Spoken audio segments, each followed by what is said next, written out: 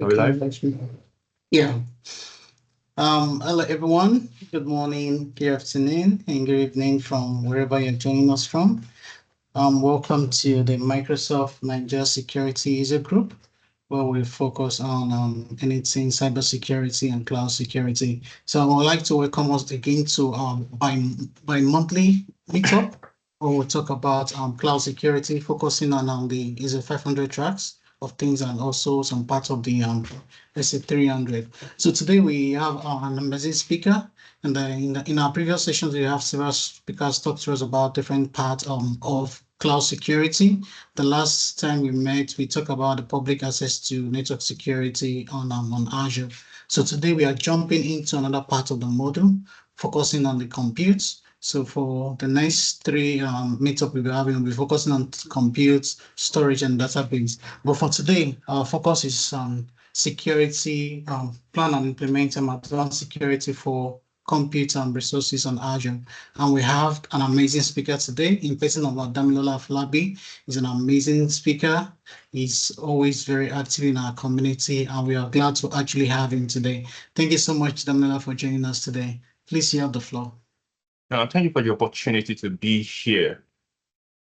So welcome everyone.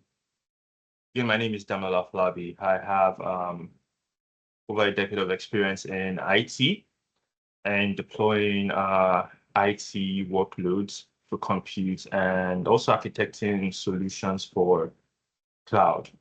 Today we'll be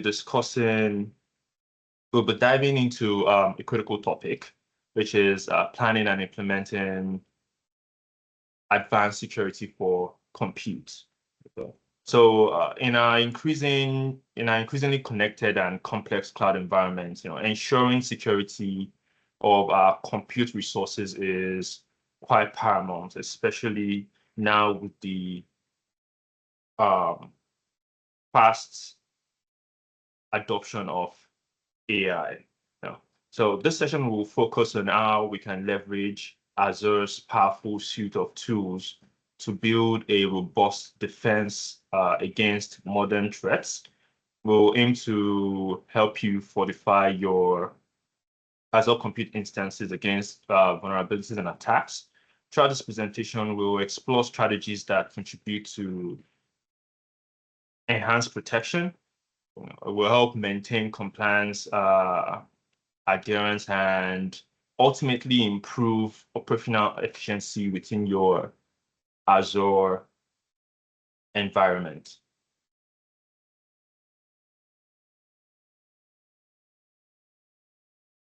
So before we dive in, I want to do a quick recap of Azure security paradigms and patterns. Okay. So although we'll be talking about advanced strategies to secure your compute workloads, they still build on fundamental Azure security tools, patterns, and paradigms. So paradigms like shared responsibility model. Remember, security is a partnership between Microsoft and you. Microsoft secures the infrastructure itself, and you secure what you put in the cloud. So your data identities and configurations. So the specifics vary by service model, whether it's infrastructure as a service, platform as a service, software as a service. So always be clear on your duties. Next is zero trust. Again, this is a quick recap of fundamental security paradigms and practices that form the backbone of more advanced strategies. Okay. So secondly, we have zero trust. So this is our guiding principle, is like never trust, always verify. We don't assume trust based on network location. Instead, we implicitly verify every access request, and we use our least privileged access and assume breach to minimize potential impact. You don't say that because you deployed the VM in your virtual network. It means that you should allow the VM access to a database in another virtual network when it's not when it doesn't actually require that access. Third is defense in depth. So this is about layered security. You had multiple layers of security controls. In case one fails, others are in place. So we build multiple barriers across data, applications, compute, network, identities, and physical layers. Now, fourth, we have principle of least privilege. So you grant only the minimum necessary permissions to users and services to perform their task, like I mentioned with the VM just now. A VM does not require to access a database should not be given access to that database. Yeah, that's an example of principle of least privilege. So this significantly limits the blast radius of a compromised account or accidental misuse. Say that VM gets compromised, it doesn't have access to the database, so the compromise cannot extend to the database. So building on top of giving those paradigms that I just mentioned, shared responsibility model, you know what you are responsible for, depending on what service model you are using on Azure, zero trust, defense in depth, and principle of least privilege. You can use Azure tools on top of that to protect your data. Again, this is, would I say, a refresher of some of the security practices for Azure, and also the key tools for implementing these security practices. So you have infrastructure, identity and access management, IAM, or Microsoft Entra ID. So central for managing users, groups, and application access. So the key tool in that service is Azure Hardback, which is role-based access control. So with that, you can provide granular resource permissions, privilege identity management, PIM, or for GIT access, just-in-time access for sensitive roles, conditional access to enforce policies like multi-factor authentication based on risks, and of course, secure your workloads, however complex you want the security control checks to be.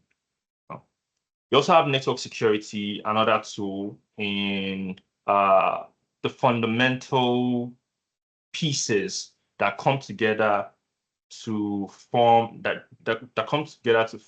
group of tools that you can use to create advanced security. So you have network security, NSG. So you protect network boundaries and traffic using network security groups and application security groups, for traffic filtering. You could also use Azure Firewall for advanced threat protection. During the course of this session, we will talk more about the specific use cases of these tools in securing compute workloads. So for network security, you have NSGs, Azure Firewall, Web Application Firewall for protecting web apps. You have Azure Private Link for secure access to platform as a service services. You have Azure DDoS protection and Azure Bastion for secure VM management. Next is threat protection. Okay, so how do you detect and respond to active threats? popular services in this group, in this category, Microsoft Defender for Cloud. Provides a central security posture management and cloud workload protection platform. It offers secure score for recommendations, integrates various Defender plans for servers, containers, storage, key vaults, and more. Again, in the course of this session, we will discuss this further. Next tool for threat protection is Microsoft Sentinel, which acts as a cloud-native CM or SOAR solution for collecting, detecting, investigating, and responding to threats across the enterprise. Two other categories of tools are data security and encryption. There you have Azure Key Vault and Azure Disk Encryption. Azure Key Vault is crucial for managing secrets, keys, and certificates.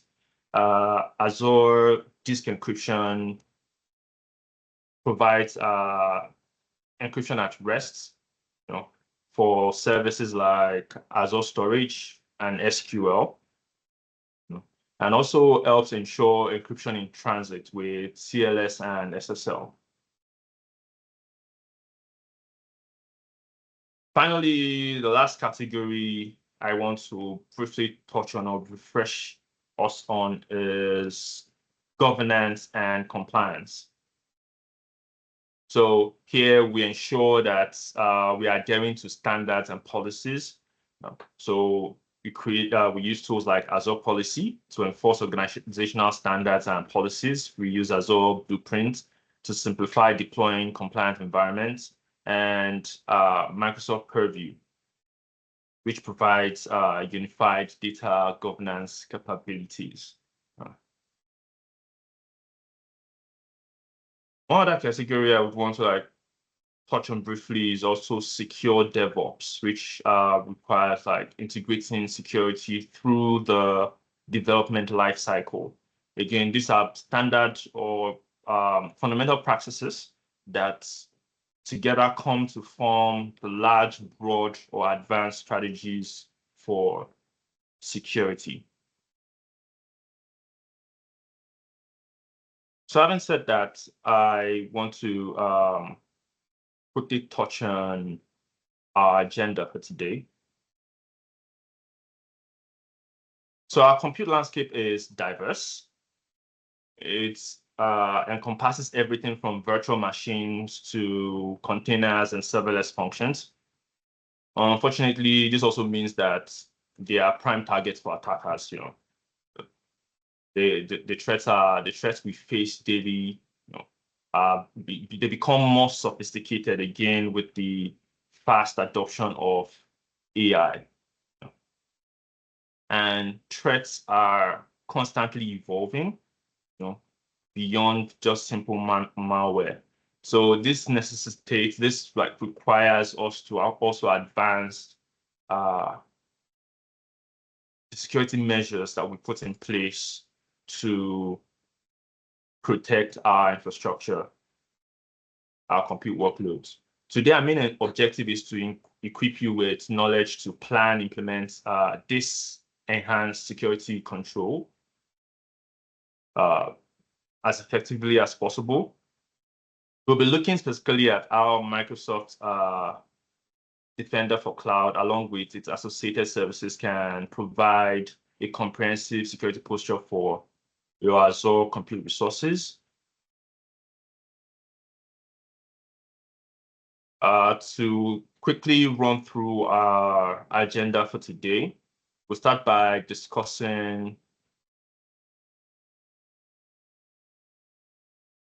just-in-time VM access for secure management. Next, we'll discuss endpoint security solutions, focusing on Microsoft Defender for endpoints. Then we'll take a deeper dive into endpoint detection and response. Next, we'll discuss some broader strategies for hardening compute resources. A significant portion will be dedicated to the unique security considerations for serverless and container-based compute. We'll see how these pieces integrate with Microsoft Defender for Cloud. And finally, we'll summarize with a few key takeaways.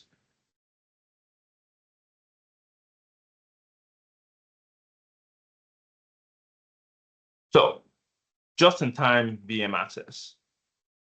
This is a great place to start because when we're talking about compute workloads on Azure, the most fundamental way to deploy a resource or a web application would be using a VM, a traditional VM. And infrastructure as a service, you deploy a VM and deploy your resource onto it.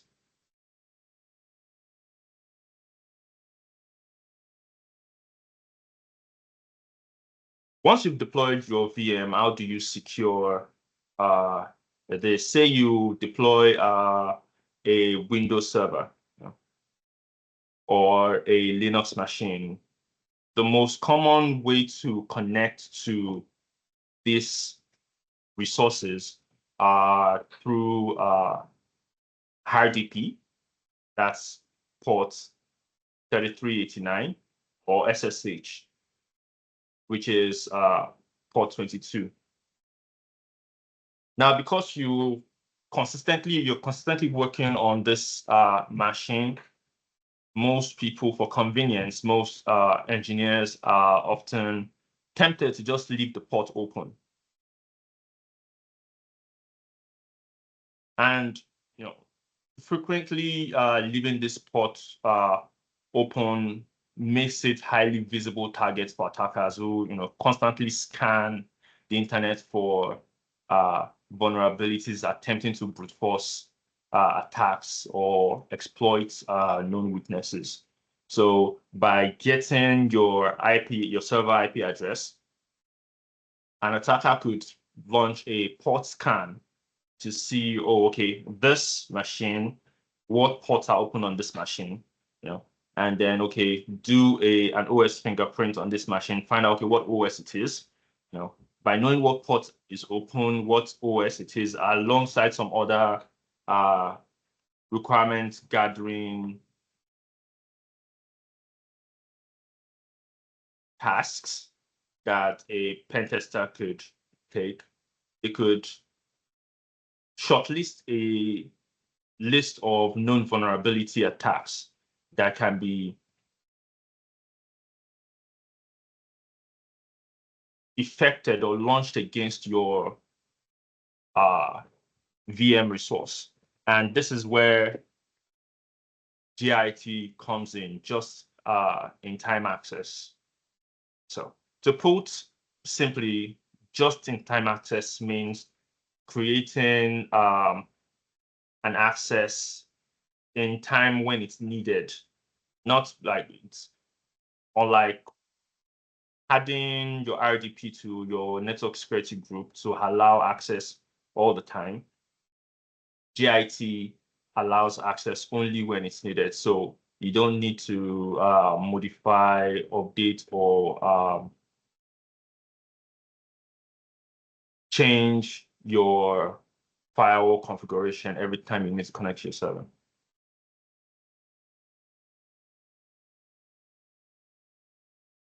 So JIT is a feature of Microsoft Defender for Cloud. It works by locking down inbound traffic to these selected management ports on your Azure VM by default. So this means that unless explicitly requested and authorized, no one can reach these ports from the internet.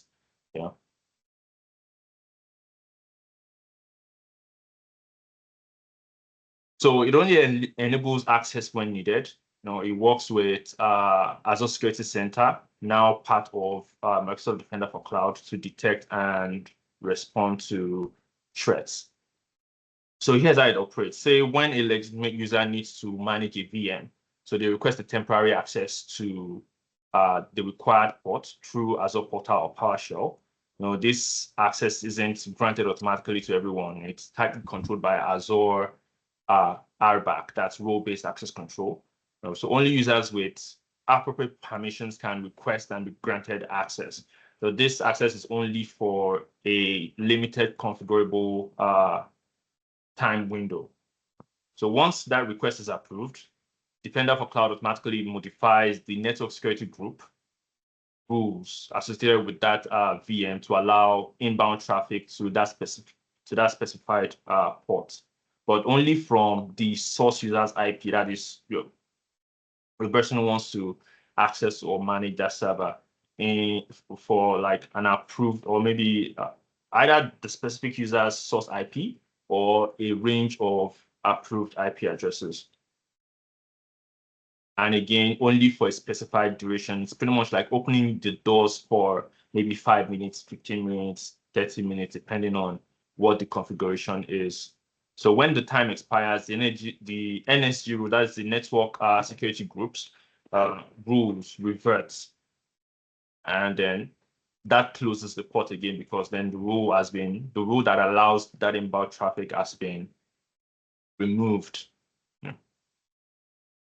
You can experience significant benefits from this. First, it first drastically reduces the attack surface.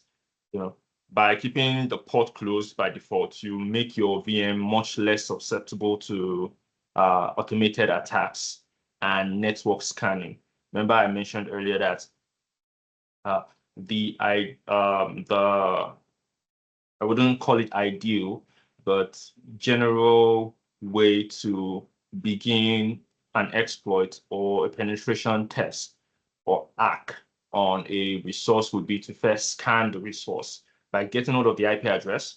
That's why it's often informed not to share your IP address online, because by getting access to the IP address, you could do a remote port scan to say, okay, what ports are available what ports are open on this resource, and depending on how the resource is configured to respond to port scans. If it responds and say, okay, RDP port is open or SSH port is open, the attacker can go ahead and then shortlist or maybe do a further scan to find, okay, what OS is this? Is this Ubuntu or is this Windows? Okay, I know that on this resource, SSH is open, and then it's Ubuntu 20 or 20 or 20.4. You can go ahead and shortlist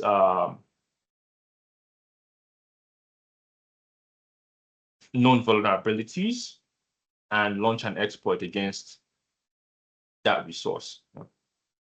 Second, it also it provides a clear audit trail. That is, now we're back to talking about JIT. It provides a clear audit trail. So all just-in-time access requests and approvals are logged. So you know exactly who accessed which VM and from where they accessed it from, and for how long they accessed it from. So, and then finally, it enforces the principle of least privilege for network access. Users only get the network access they need exactly when they need it, and only for as long as they need it. So this builds on, remember those fundamental security practices that we did a refresher on at the start of this session. This is an implementation of that. Also, we have Azure Bastion. So Azure Bastion allows you connect to your VM securely without a public IP address using TLS for minimal risk. So it offers centralized management, audit, and compliance support. I would call Azure Bastion an implementation of just-in-time VM access. Remember that I mentioned that by getting access to your public IP address, an attacker can do a port scan, do an OS fingerprint on your resource to better determine what known vulnerabilities your resource has as a move to further exploit it. But by removing the need for public IP addresses, Azure Bastion allows you connect to your VM using a web-based client, and it connects using the IP address of the private IP address rather. It connects using the private IP address of that VM.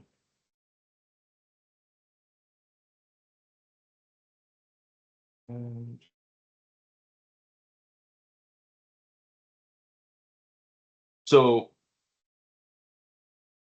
for this to happen, Azure Bastion needs to be deployed in its own subnet with a dedicated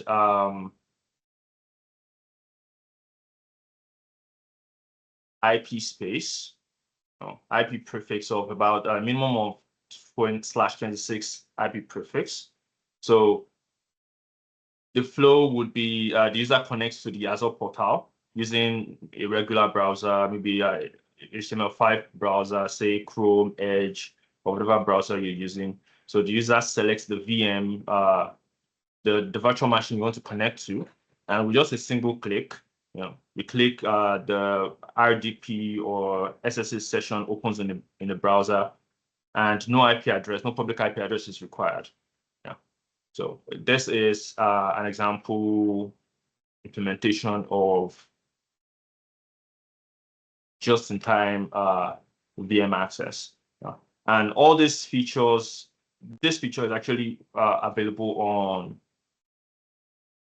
on Azure itself.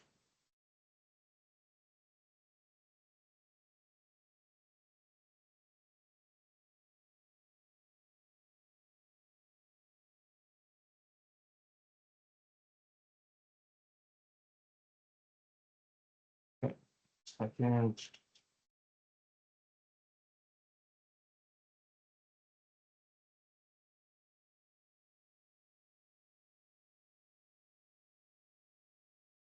I'm not missing a slide, but let's go.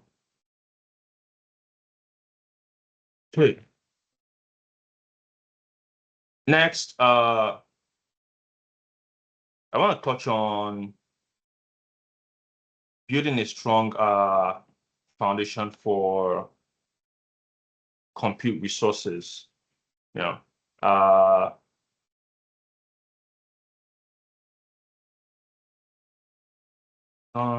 Second.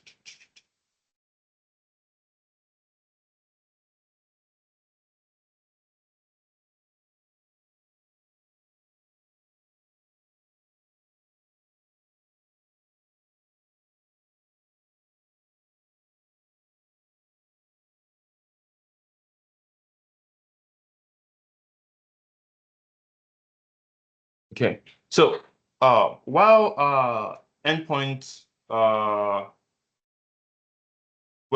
tools like Azure Bastion and whatnot are great are inbuilt into Azure, again, it's very crucial to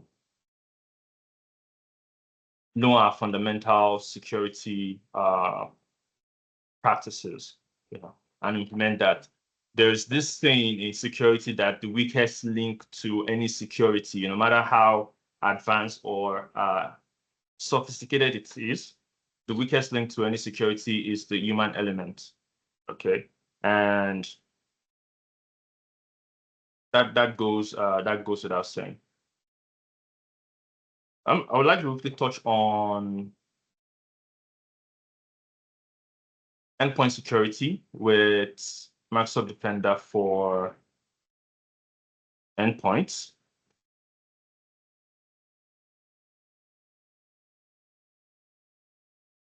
So you can think of this as far more than just traditional antivirus.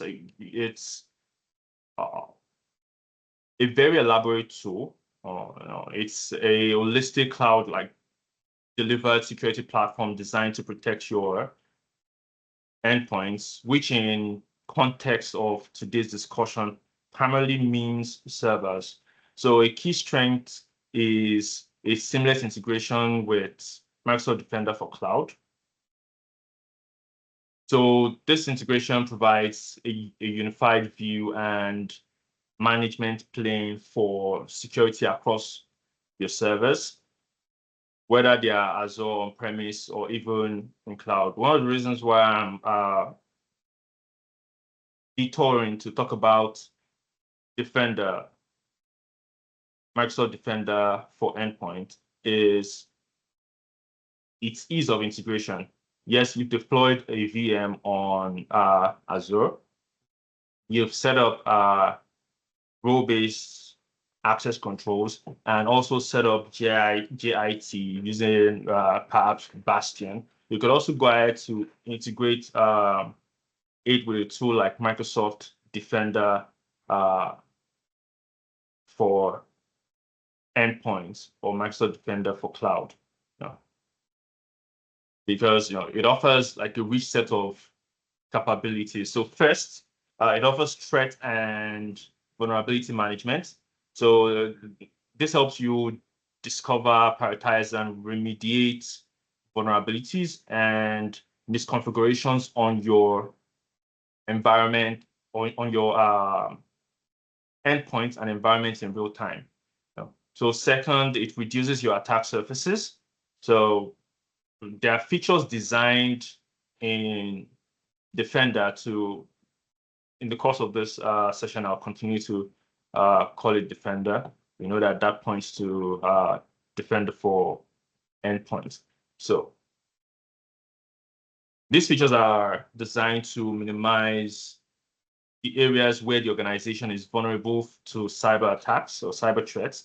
So this includes network protection, controlled folder access, and exploit protection.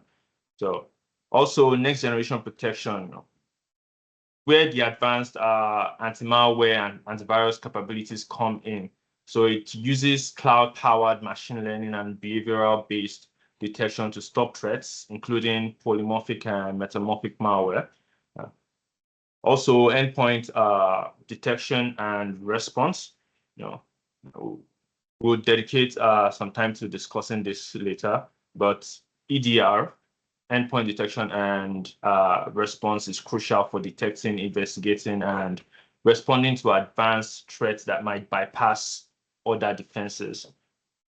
You also have automated investigations and remediations to help security teams cope with volume of attacks. Defender for Endpoint can automatically investigate alerts and remediate threats at scale, significantly reducing response times. And finally, you have the Microsoft Secure Score for devices. So this gives you a quantifiable measure of your endpoint security posture. So it helps you understand your current state and prioritize improvement. So in essence, Defender for Endpoint is about providing a complete lifecycle defense from prevention and detection through to investigation and automatic response.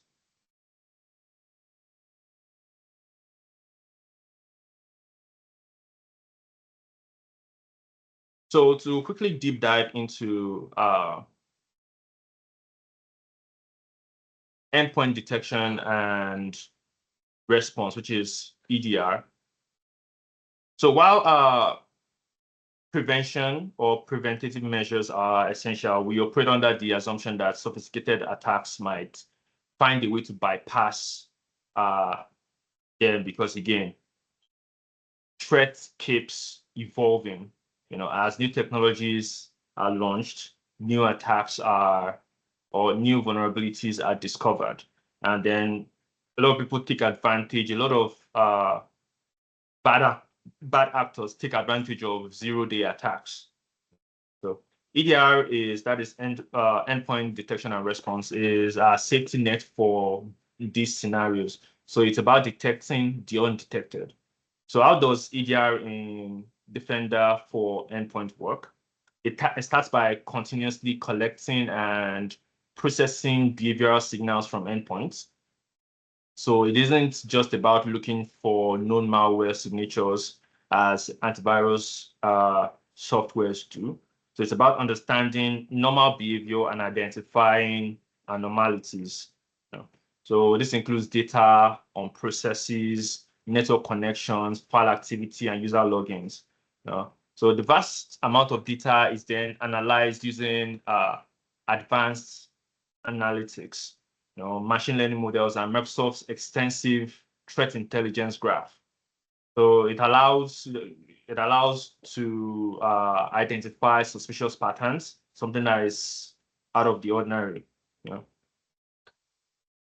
and activities that could indicate an active attack, even if it's a novel or polymorphic threat. So your CPU instance runs at standard 30% or 50%, and all of a sudden there's a spike. Although that's just one data point, there might be more other data points. Maybe there is a new login for a security administrator at a new location that coincides with that. So different multiple data points come together to provide insight that's passed and deduced or interpreted by EDR. So when a potential threat is detected, EDR provides security teams with rich investigation tools. So that these tools can include maybe detailed alert information, process trees showing how an attack unfolded, information about malicious files or IP addresses, and the ability to perform a deep analysis on specific endpoints. So crucially, EDR also enables rapid response actions. From the Defender console, security teams can isolate a compromised machine from the network, block a malicious file, run an antivirus scan to collect an investigation package for further forensics analysis. So the ultimate goal for EDR is to provide security operations team with the visibility they need into advanced attacks and empower them to investigate and respond effectively, quickly, while minimizing the impact on breach.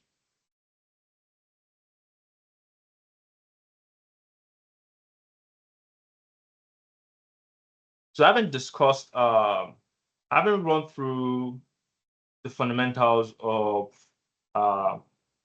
fundamental security practices that we should employ or adopt on Azure, and discussing some brief security features or tools that are available for infrastructure as a service, like VMs, Azure Bastion, and GIT. And touching on a core tool or a core service like Microsoft Defender for Endpoint and its EDR capabilities, its endpoint detection and response capabilities. I'd like to talk about some security strategies for serverless and compute.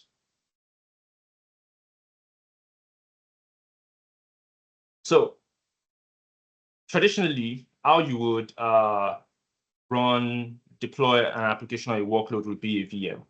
But as we adopt more modern compute patterns, we shift from traditional infrastructure as a service to serverless and containers. So our security focus needs to also adapt. to that changing or modernized compute patterns. The underlying infrastructure is managed by Azure. So we worry less about things like OS patching, which are things that you would most likely do. You would definitely do when you're running infrastructure as a service like VMs. But new security, even though you're not running OS patches, new security considerations are still being that are still emerging, at the application and configuration levels, even at the orchestration layers of your serverless deployment. So let's consider a serverless compute like Azure function. Your primary concern here would be identity and access management, input validation, dependencies, and when you're using tools like Azure Kubernetes Service or Azure Container Instances, okay, you want to focus on things like image security, the image that you're pulling. Is it secure? Does it contain known vulnerabilities? You want to consider registry security, runtime security while your container is running. Are there any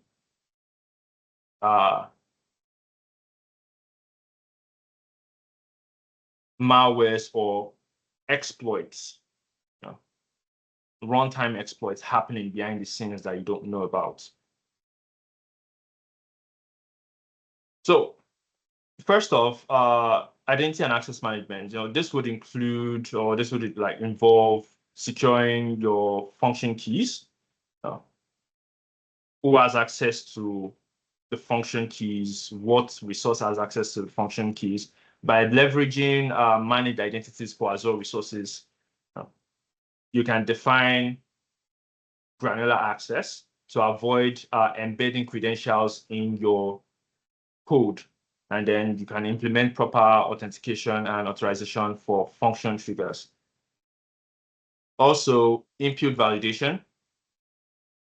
Functions often process external input.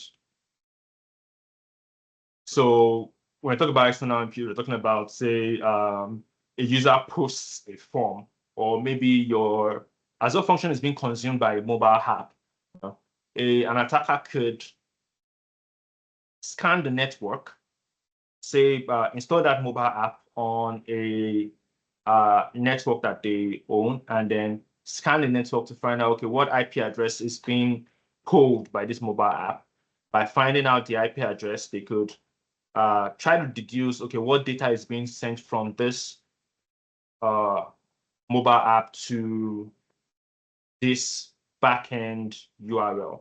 And from there, they can go ahead to mock that data while injecting malicious inputs into that post data. And this is where input validation comes into play. So you want to validate, okay, what's being posted? Is this the data I'm looking for? Yes. If it's no, if it's not, you return the associated HTTP response code. So, and that's how you can avoid maybe injection attacks and other data-driven vulnerabilities. Also, secrets management. You should never add code secrets like API keys or connection strings into your function code.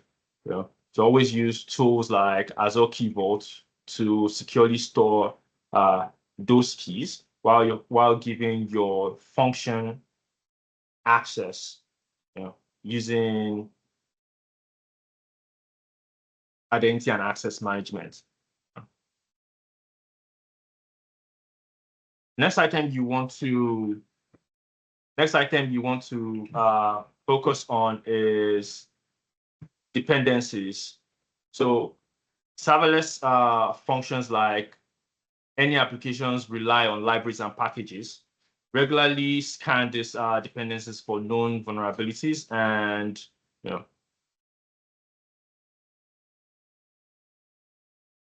make changes to said.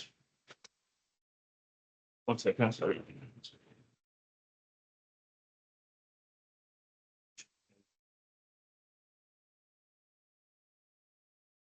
Dependencies, sorry about that. So serverless functions like any applications rely on libraries and packages. So you want to regularly scan these dependencies for known vulnerabilities and monitoring. So you want to utilize Azure Application Insights for performance and error monitoring and integrate with Microsoft Defender for cloud for security alerts related to your app service plans. And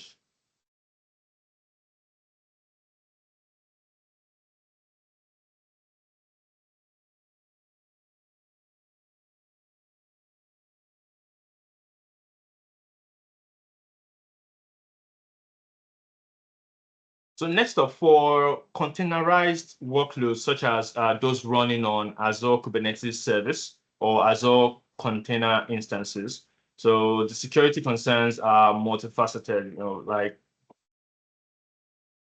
I mentioned earlier, image security. So vulnerabilities can exist in your container images. You need to scan images for known vulnerabilities, both during development and in your container registry. So Microsoft Defender for containers and Defender for registry provides these scanning capabilities.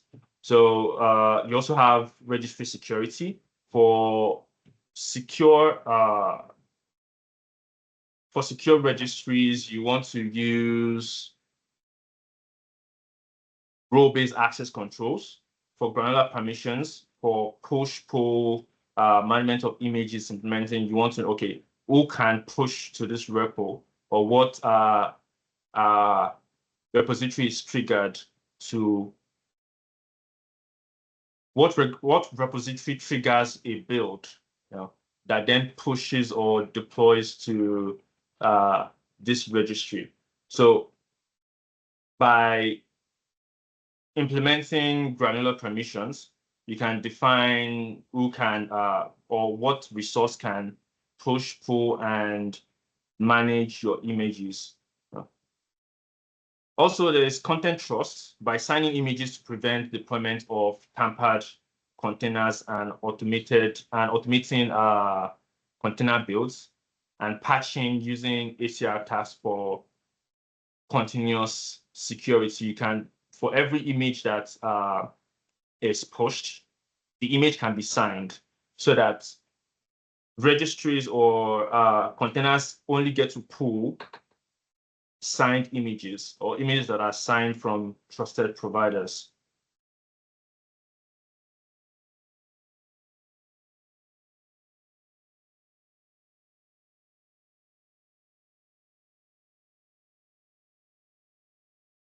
Still talking about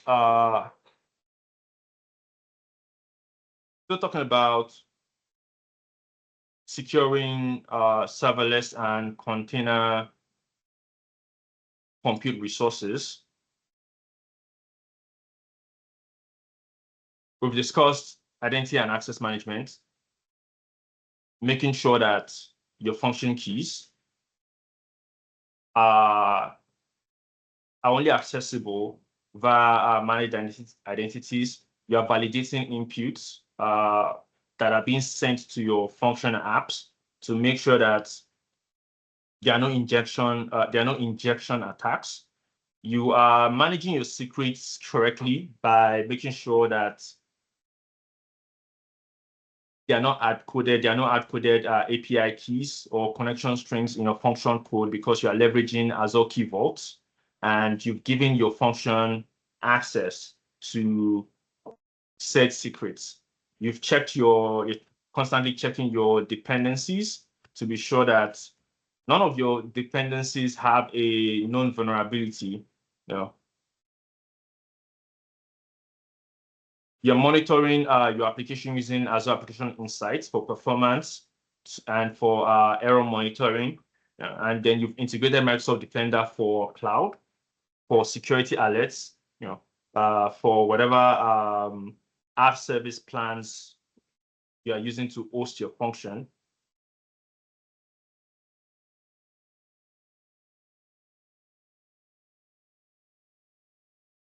You're using Microsoft Defender for containers and Defender for registries to check your image security. The image that is being built, is it secure? Does it contain any vulnerability? No. You are running a content trust by signing those images to prevent the deployment of tampered containers. You're checking runtime security to be sure that, okay, while this image is being run, there are no surprises that I skipped behind during build. No.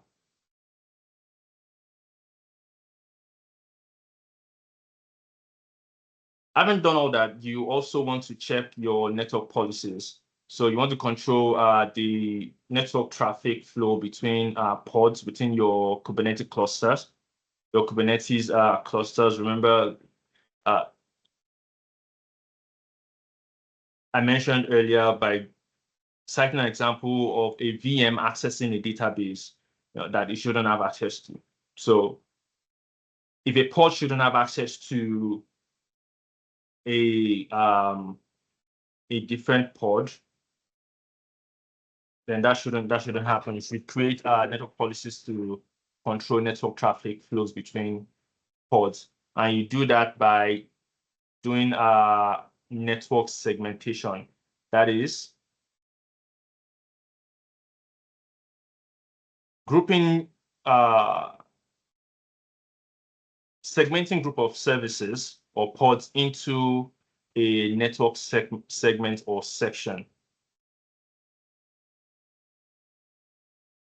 It's also important to factor in cluster security. So this involves Kubernetes, the Kubernetes orchestrator itself. So use a private AKS cluster to eliminate public endpoints by leveraging private link for secure cluster access. You tightly manage user permissions with Kubernetes role-based access control within the cluster environment and enforce port security standards, like baselines, restricted, privileged profiles to reduce risk. And again, like I mentioned, network segmentation using NSG or ASG, network security groups or application security groups, to isolate the network, the cluster network.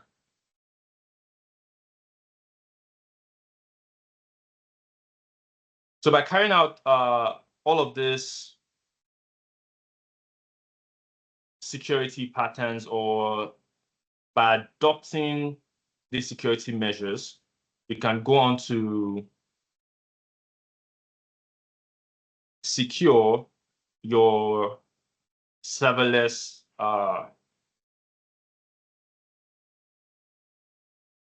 infrastructure. And remember that AKS is a managed Kubernetes service by Azure, a private platform as a service that takes most of the workloads for setting up your Kubernetes cluster off your hands. So you want to maximize the use of this resource.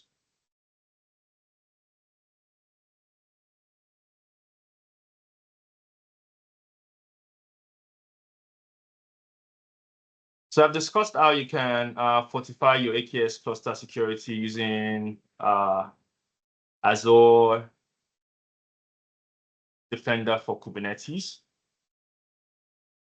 the real-time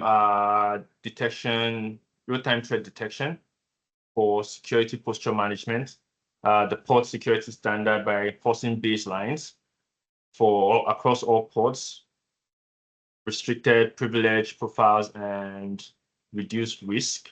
I've discussed how you can use role-based access control to manage user permissions tightly within the cluster environment.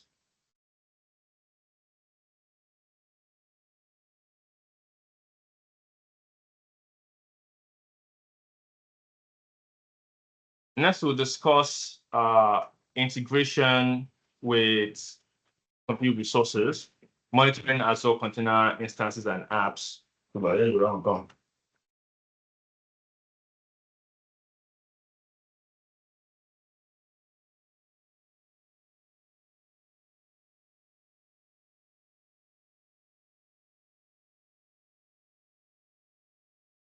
Second. So Azure Monitor offers tools to track performance health and logs to maintain operational visibility.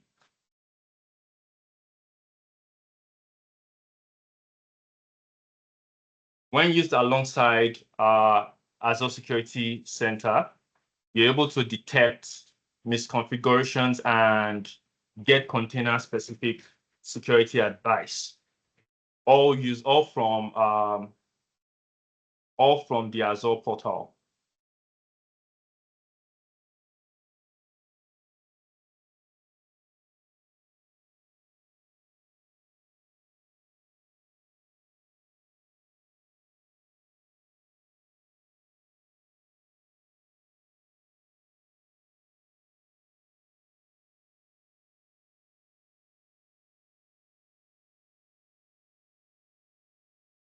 So I pretty much discussed Azure Access Container Registry, role-based access, granular permissions for pull, push, and management of images. I've discussed content trust, which is image signing, which prevents deployment of tampered containers, and ACR task automation, which is automates container builds and patching for continuous security by creating security baselines and privileged or restricted access.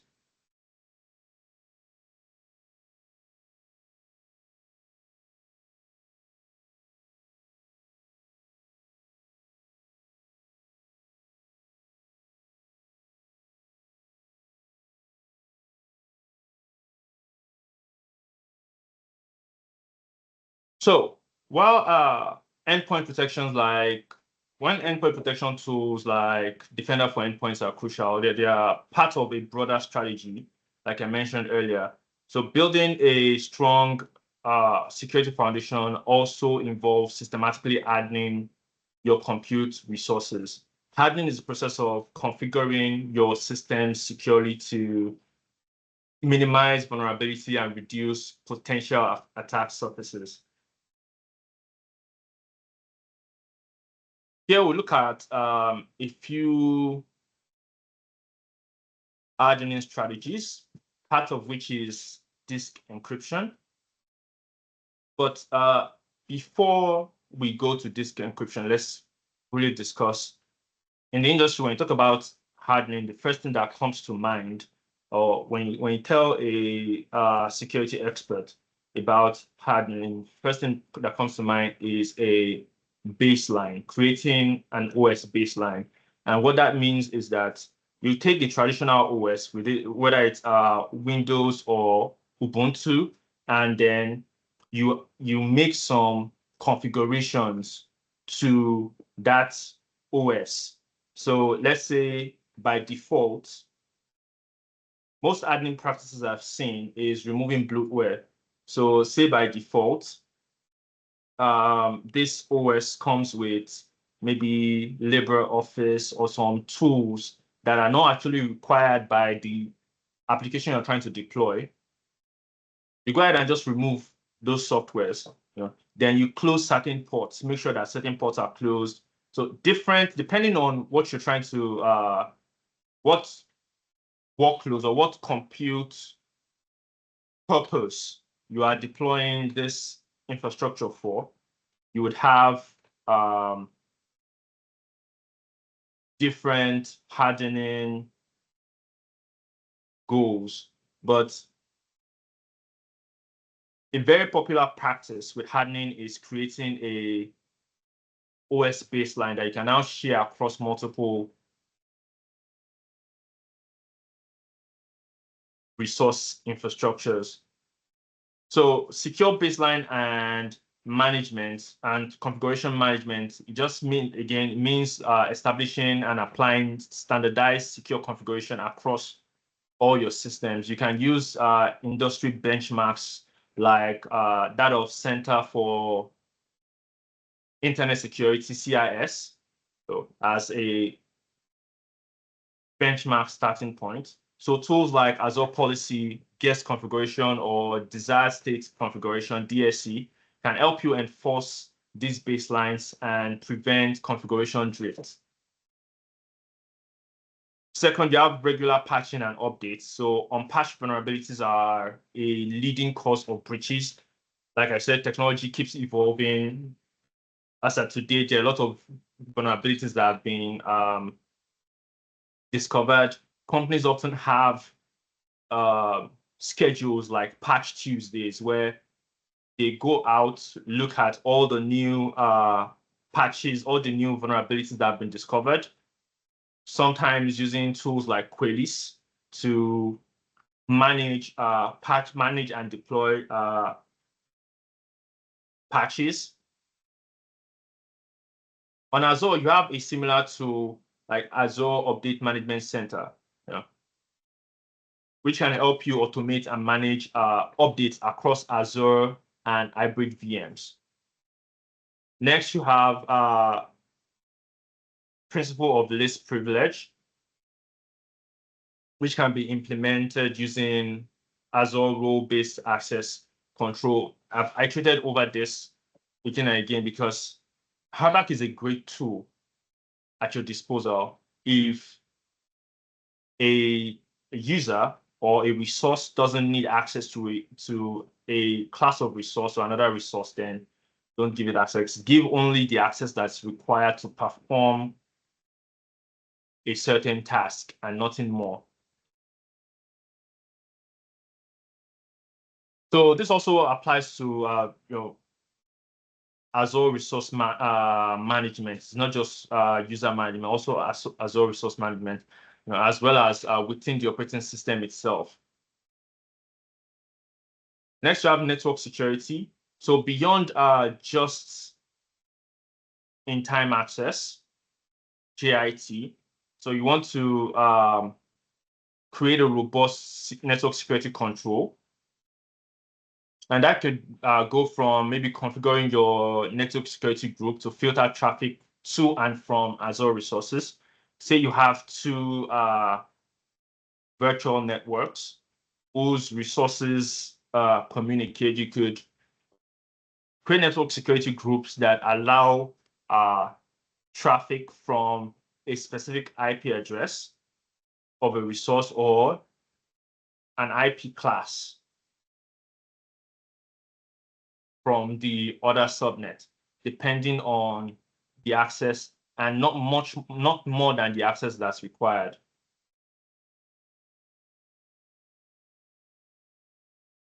So you also have application security groups, NSGs, ASGs. ASGs have an easier to manage rule management system, compared to NSGs. You can also deploy Azure Firewall or a third-party network virtual appliance, for a more advanced network traffic inspection and filtering. For a web application firewall, again, you could have Azure Firewall or a third-party tool, but it's highly recommended to have a web application firewall in place. Finally, we come to disk encryption. Yes, you've deployed your resource. At some point, your compute resource would utilize some storage, whether it's files or data, block files or data. Protecting your data at rest is critical, and that is where Azure disk encryption comes in. It allows you to encrypt your OS and data disks for Azure virtual machines. So this typically uses BitLocker for Windows or dencrypt for Linux. So with keys managed and securely stored with Azure Key Vault, you might also consider encryption scopes for platform managed or customer managed keys. This is often a standard for EPA or PCI DSS for organizations that store medical information or payment related information. What benefit you get from that is if anything happens to your physical hardware, say an attacker is able to get access to your physical hardware, maybe get your hard drive, they cut away with that hard drive, they will not be able to access your data without first trying to attack the encryption that is currently on disk.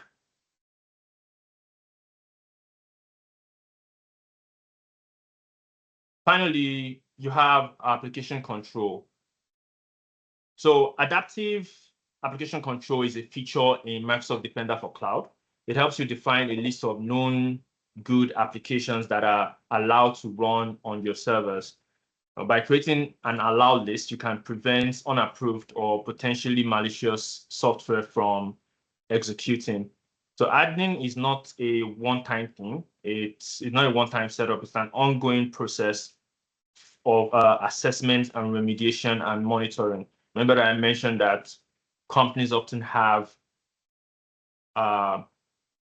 schedules like Patch Tuesdays, where they review the vulnerabilities that are now available, and then plan a patch process or a patch window for the resources.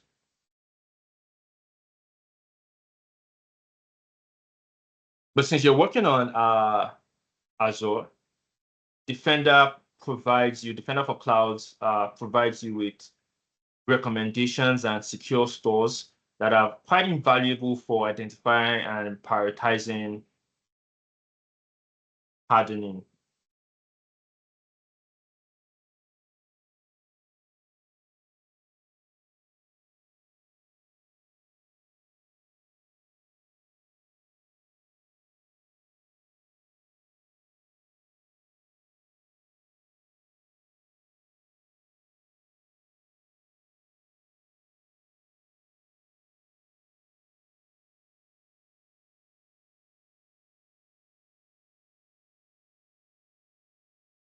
Finally, we have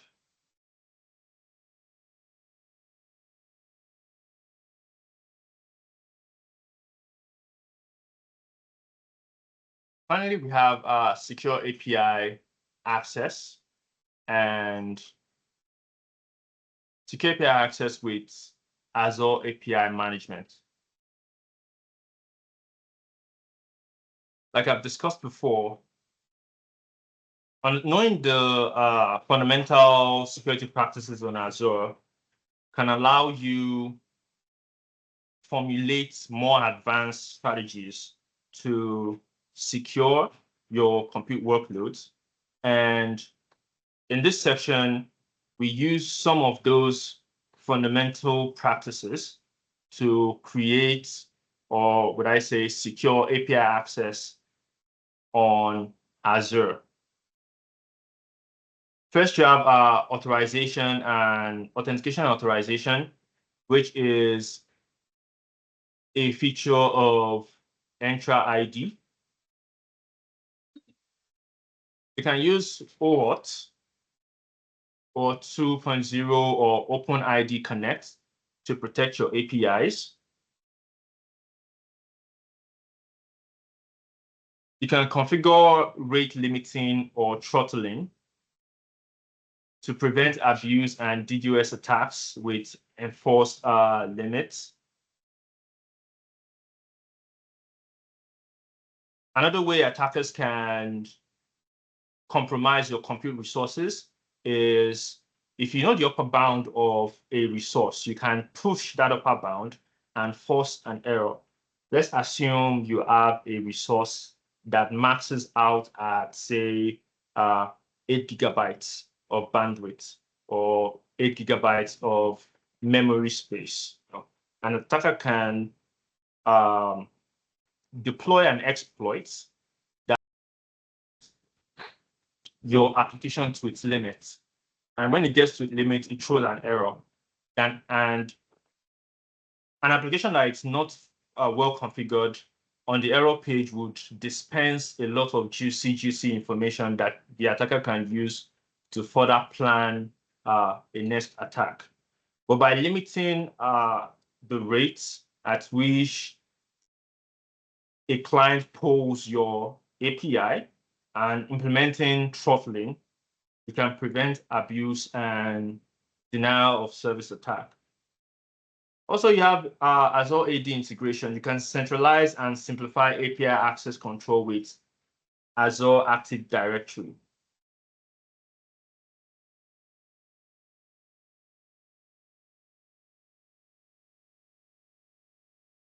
Which is also which is now Entra ID. So you could put in place conditional access, role-based access control, multi-factor authentication, depending on how advanced or how complex you want the authentication and authorization process to be.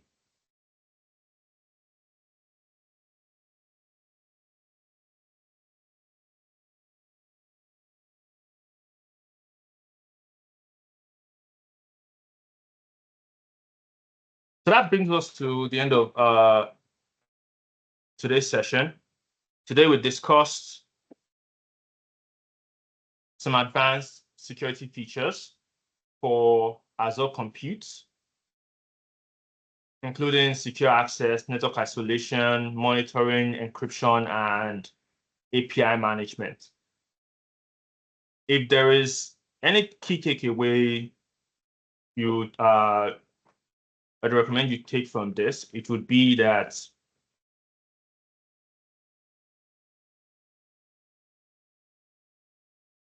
the common security patterns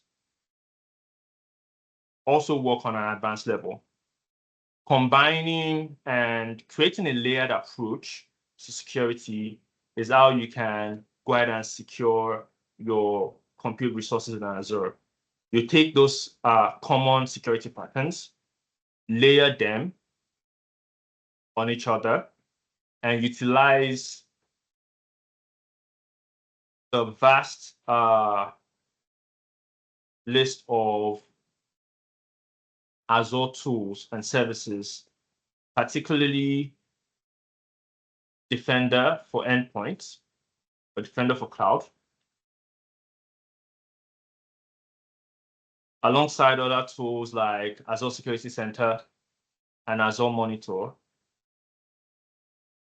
You can monitor, adapt, and improve or lock down your security posture on Azure.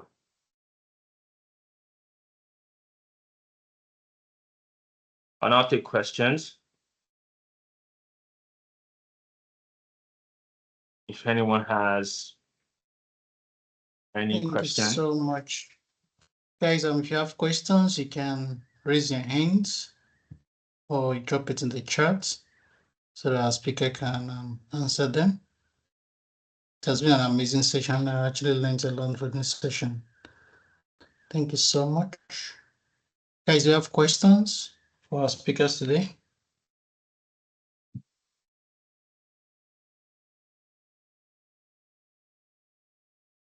Okay, I think we don't have questions.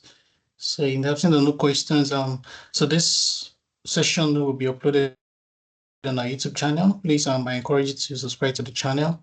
Also follow us on LinkedIn, and if you're not part of our community on WhatsApp, you can also join us there as well.